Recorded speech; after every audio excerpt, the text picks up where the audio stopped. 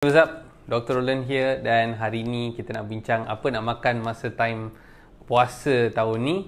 Sama ada you nak makan makanan yang berkarbohidrat tinggi, fat tinggi ataupun protein tinggi. So pertama sekali, first thing yang selalu famous masa time bulan puasa ialah biji kurma.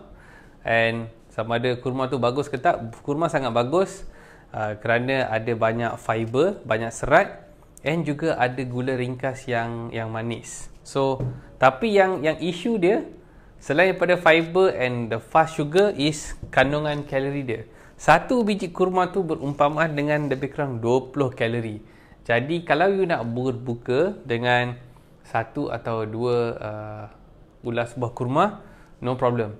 Tapi janganlah sampai makan sampai macam 5-6. Sebab apa? Kalau jadi 5-6, kalori dia jadi 120 kalori dah. Benda tu akan jadi terlampau tinggi and it can affect your sugar dalam badan. And then nanti time you berbuka tu, kalori manis dah naik daripada buah, and then you minum air manis lagi, and then you makan nasi, mi atau dan sebagainya, kalori you akan meningkat. So let's get down to this. Apa yang saya akan syorkan you makan pada waktu sahur, apa yang saya akan syorkan karbo. Kalau tidak, you akan rasa sangat-sangat letih. So, apa nak makan pada waktu pagi? Pagi, you boleh ambil macam telur. Katakan you nak makan 3 biji ataupun 4 biji. No problem. Sebab telur, kandungan kalori dia dalam telur, actually, dia sangat-sangat bagus. Sebab dia ada banyak protein, dia ada good fat, and dia ada good amount of B complex. So no problem. So kalau you ambil pun 3 pun, kalau darab 3, dia dah hampir 360 kalori. Perlu tak you ambil air manis? Kalau boleh elakkan air manis. Kalau nak minum macam kopi O and everything, boleh. Kalau you buat telur rebus ataupun telur mata, you nak tambahkan sedikit butter ataupun mentega seperti macam ni, no problem, because it is good fat yang sangat bagus.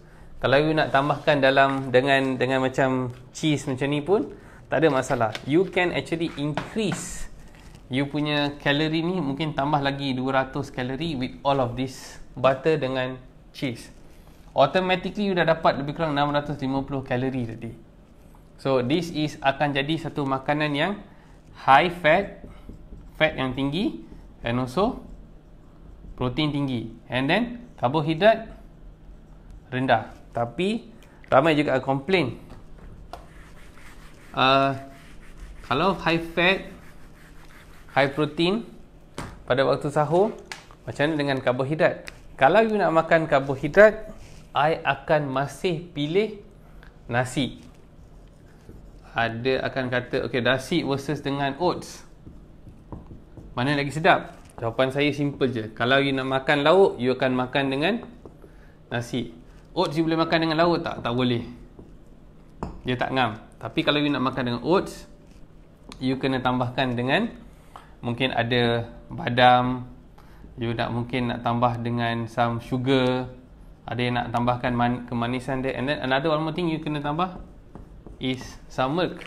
So whether you ada lactose intolerance ke, bukan lactose ke, macam susu ni lah lactose intolerance, kepada orang yang ada masalah sakit perut, they can go for a lactose free punya milk. Ada banyak dekat pasaran. You akan tambahkan kalori. So kalau dengan oats ni, you boleh tambahkan ni tak? Lemak tak? Susah sikit, because lemak sedikit saja datang daripada susu.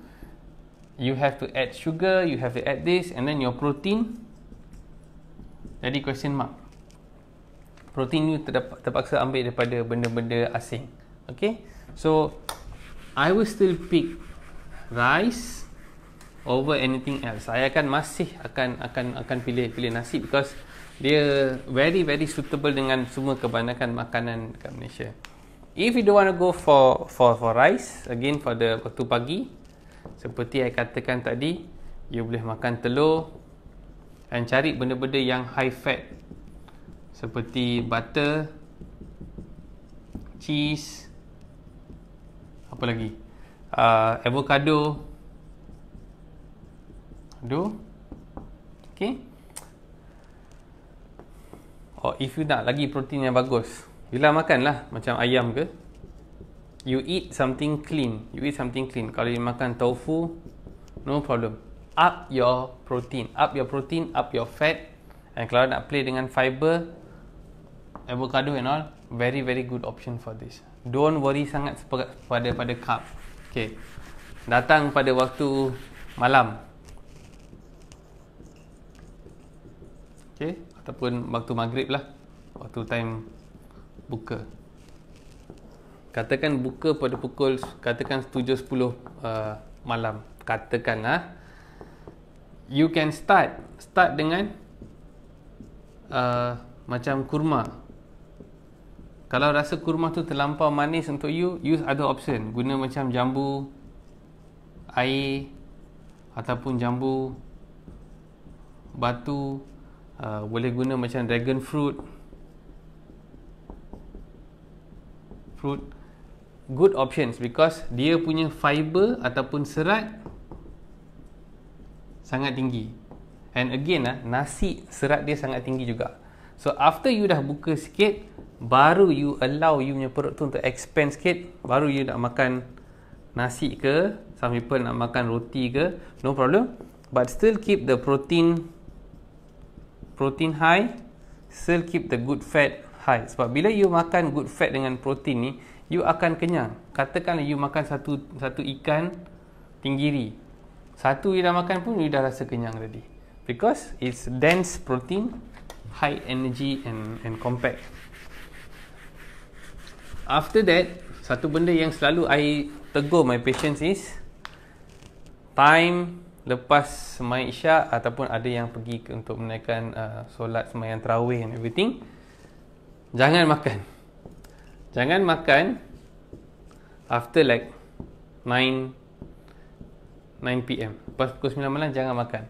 Kalau nak minum air, you boleh minum air suam.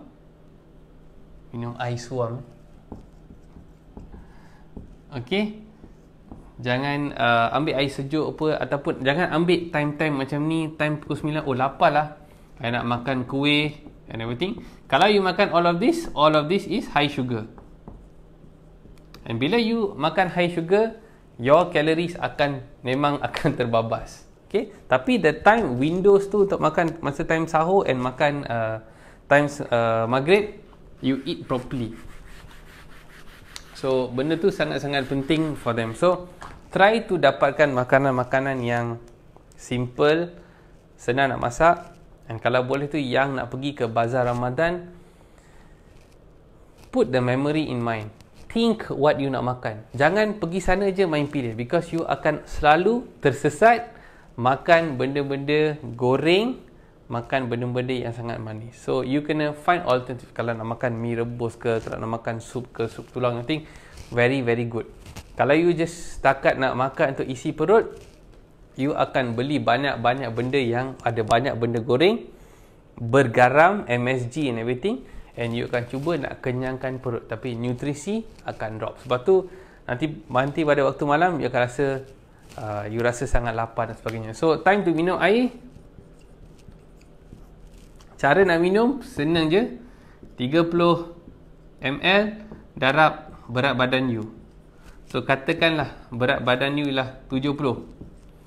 Keperluan seharian air you mungkin 1.2 liter sahaja, cukup. Kalau you jenis yang masa time Ramadan pun kalau workout, I respect, mungkin dia tambah lagi 300 ke 400 ml. So agak-agak pun about 2.4 to 2.5 liters sudah memadai. Okay, when you want to drink this, as usual lah, starting masa time kita start daripada time buka 7 something boleh minum sekali, pukul 8.30 macam tu boleh minum sekali lagi, pukul 9.30 boleh minum sekali lagi, pukul 10.30 boleh minum sekali. And then jangan buang masa main handphone, pergi tidur, sleep, tidur terus, tidur. Lepas tu bangun the next day, katakan you bangun pukul 5 pagi. Okay, you can take satu lagi gelas air, and then sebelum you habis you makan tengah-tengah ni, and then another one more glass. Okay, done, settled. Try just to increase the intakes at this time. Kalau boleh dapatkanlah at least 6 to 8 glasses. Play by the volume. Mungkin you nak ambil macam 400 ml. Kalau you ambil 400 ml, dah dapat 2.4 liters dah. So if you taking like 300 ml, nanti you akan short, and you kena try to curi satu masa tu pertengahan ni untuk dapat another glass of water. Okay, so there's a couple of things lah I nak bagi tahu people. If you want to play calorie counting, you nak drop calorie, so kena faham one formula that I selalu katakan kat orang. Inilah muscle, inilah otot, inilah fat, lemak. Kebanyakan orang isu dia muscle sangat kurang and fat sangat banyak. So setiap kali kalau letak banyak tenaga masuk dalam, dia akan always pindah kepada fat supaya nak simpan. Nak store. If time ni you still boleh buat some senaman ke, gunakan otot you, tenaga dalam badan tu akan pindah kat sini, fat yang ada berbaki ni pun akan switch, akan pergi ke muscle, because muscle dia suka guna tenaga. Okay, so for those people yang akan terus workout masa time ni, good luck to you all. Make sure you don't jadi catabolic je. Jangan you just spend a lot of energy. Okay, good things to avoid. Try to avoid as much as you can gula-gula ringkas, air manis. Kalau daripada buah and everything, banyak fiber, no problem. Yang nak minum susu, no problem. Kalau ada yang isu pasal susu-susu yang biasa dia sakit perut, try to find the lactose ni. I akan cerita lain kali pasal lactose punya ni. Kalau nak buat guna santan, no problem. Santan sangat-sangat berkhasiat.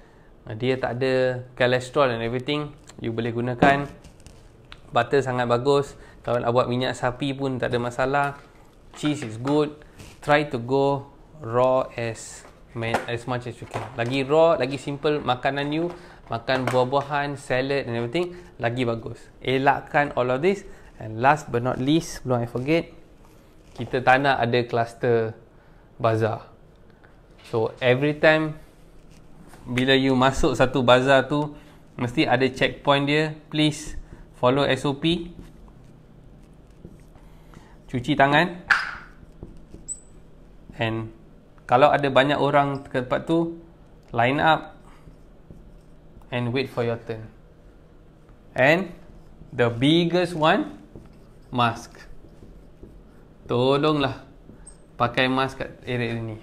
So kita nampak bazar akan terus dibuka, so it's a good thing. Kita boleh jana ekonomi and everything. Tapi selagi kita follow our SOP, we should be fine.